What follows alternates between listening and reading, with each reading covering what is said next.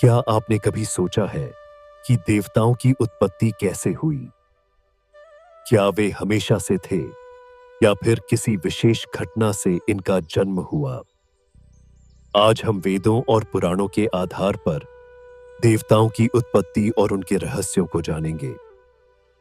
सनातन धर्म के अनुसार इस सृष्टि की रचना ब्रह्मा, विष्णु और महेश की त्रिमूर्ति ने की। लेकिन क्या आप जानते हैं कि इनकी भी उत्पत्ति एक ही स्रोत से हुई है? ब्रह्मांड की शुरुआत परब्रह्म या ब्रह्म से मानी जाती है, जो स्वयं अनादि और अनंत हैं। इसी परम तत्व से सबसे पहले प्रकट हुए भगवान नारायण, जो योग निद्रा में शेषनाग पर विराजमान थे। पुराणों में वर्णन मिलता है कि विष्णु जी की नाभि से कमल प्रकट हुआ और उस कमल से भगवान ब्रह्मा प्रकट हुए। ब्रह्मा जी को सृष्टि रचना का कार्य सौंपा गया, लेकिन सृष्टि को संतुलित करने और उसका पालन करने के लिए भगवान विष्णु प्रकट हुए और सृष्टि के विनाश और पुनर्स्थापना के लिए भगवान शिव का प्राकट्य हुआ।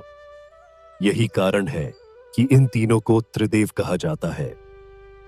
त्रिदेवों के अलावा कई अन्य देवताओं की उत्पत्ति भी विशेष कारणों से हुई, जैसे कि देवी लक्ष्मी समुद्र मंथन से प्रकट हुई। देवी पार्वती ने घोर तपस्या कर शिव जी को प्राप्त किया और भगवान कार्तिकेय का जन्म तारकासुर का वध करने के लिए हुआ। देवताओं की उत्पत्ति का हर प्रसंग हमें यह सिखाता है कि सृष्टि में संतुलन बनाए रखने के लिए समय समय पर दिव्य शक्तियों का प्रकट होना आवश्यक होता है। क्या आप जानते हैं कि देवताओं की शक्तियां केवल उनके अस्त्र शस्त्र तक सीमित नहीं थीं?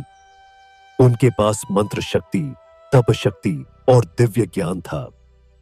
उदाहरण के लिए इंद्रदेव वज्रधारी थे, जो ऋषि दधीचि की हड्डियों से बना था। भगवान शिव की तीसरी आंख से अग्नि उत्पन्न होती थी, जो संहार का प्रतीक थी। देवता अमर क्यों होते हैं? इसका रहस्य है अमृत। समुद्र मंथन से अमृत निकला, जिसे पीकर देवताओं ने अमरत्व प्राप्त किया। लेकिन इसका एक और रहस्य है, देवताओं का सदैव धर्म का पालन करना, सत्य बोलना और ब्रह्मांड की रक्षा करना। तो मित्रों, यह थी देवताओं की उत्पत्ति और उनकी शक्तियों की रहस्यमयी गाथा। यदि आपको यह वीडियो पसंद आई तो इसे लाइक करें और अपने विचार हमें कमेंट में बताएं। साथ ही हमारे चैनल वैदिक देवता ज्ञान को सब्सक्राइब करना न भूलें।